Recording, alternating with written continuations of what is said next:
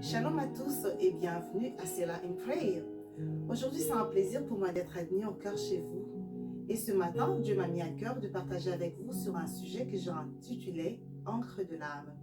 Et sans plus tarder, je vous propose Hébreux 6, 19 à 20. Lisons ensemble.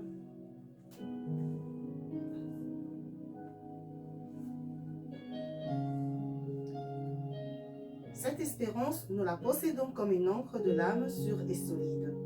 Elle pénètre au-delà du voile, là où Jésus est entré pour nous comme précurseur, ayant été fait souverain sacrificateur pour toujours selon l'ordre de Melchisédek. Amen.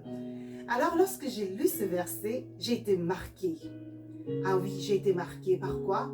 Du fait de voir que l'auteur a imagé Christ ou encore a représenté Christ en tant qu'encre de l'âme. Vous savez, l'encre, c'est déjà un symbole d'espoir, n'est-ce pas? Alors, pourquoi Christ devait être imagé en tant qu'encre de l'âme? Voilà, avant de continuer, nous allons d'abord lire qu'est-ce qu'est l'encre. Alors, l'encre, c'est une lourde pièce en métal à plusieurs crocs, reliée au navire et permet d'immobiliser en se fixant au fond de l'eau pour retenir le bateau et empêcher sa dérive. Alors, sa fonction, c'est de sécuriser, stabiliser le bateau, de rester fixe, peu importe la météo. Alors, vous savez, le vent, la tempête, le vague jouent un rôle important sur le bateau et cependant, l'encre aide le bateau à pouvoir se maintenir face à toutes ces choses. Amen. Alors, nous allons continuer notre sujet.